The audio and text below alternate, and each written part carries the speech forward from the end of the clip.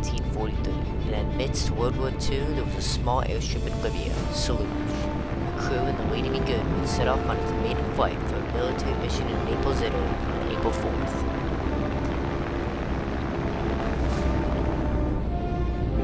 The Lady Be Good was one of 28 B-24s belonging to the U.S. being sent on a bombing mission over Naples. The Lady Be Good was assigned to the second of a two-wave attack, so she would be one of the last planes to take off from Salute that day. The B-24 Liberator was deployed to every theater of World War II to provide superior aerial bombing support. Because of the Liberator's ability to cruise at high speeds and carry heavy bomb loads, it quickly became one of the most effective bombers of the U.S. Army Air Forces during World War II.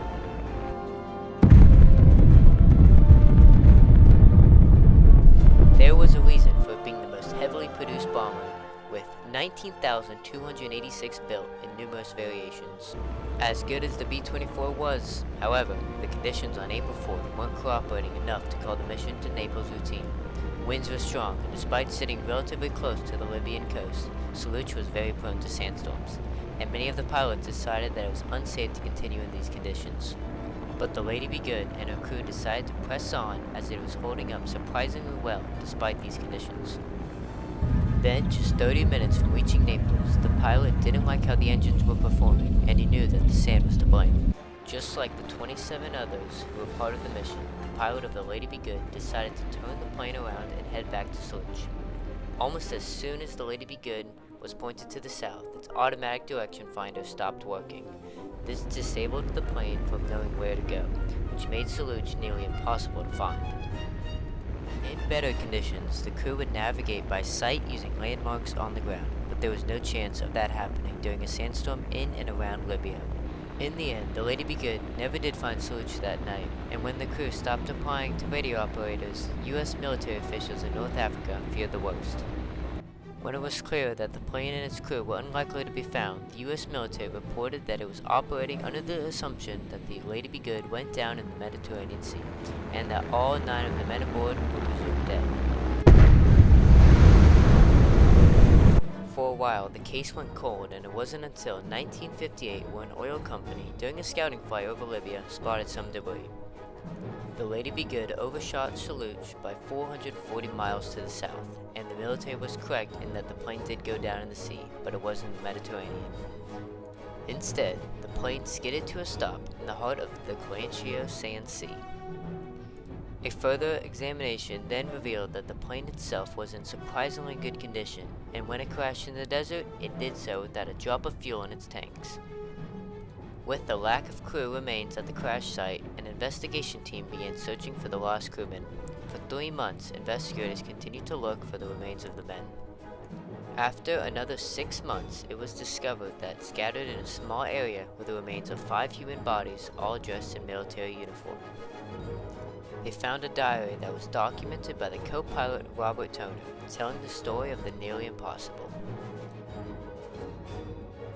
Once the Lady Be Good got lost on the way back to Salute, it was running eerily low on fuel, prompting the crewmen to jump out of the plane before it impacted the ground. Robert might have known that they overshot Salute, but not by far, so they decided to head that direction. They continued on with only a few food rations and a canteen that was only halfway full. With the harsh weather conditions that the desert came with, they were battling freezing temperatures at night and scorching hot temperatures during the day, and by April 7th, the lack of food, water, and sleep was taking a significant toll on them. Despite this, they decided to continue on. A couple of days later, on April 9th, the ordeal will mercifully come to an end. Had the 8 men made one decision differently, they very likely would have survived the desert crash.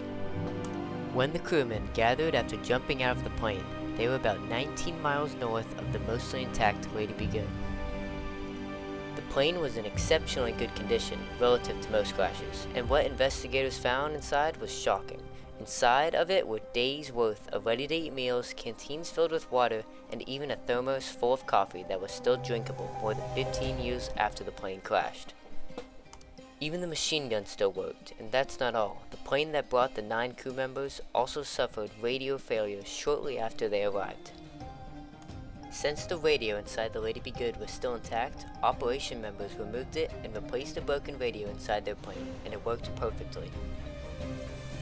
After all those years in the desert, there was still enough resources for the 8 surviving crew members to be rescued, and all it would have taken them to survive would have been to walk south instead of northwest.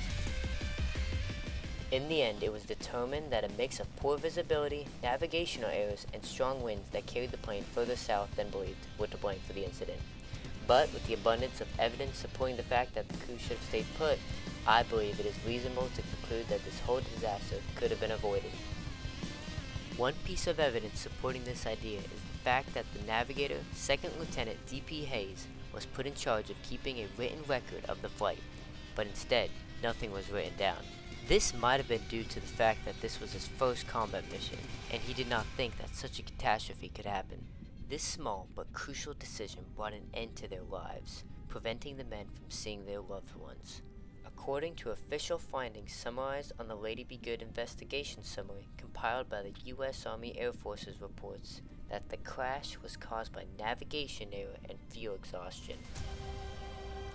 But all in all, the heroic act paired with their astounding 85 miles walked with half a canteen of water make them significantly more respected and honorable, worthy of admiration.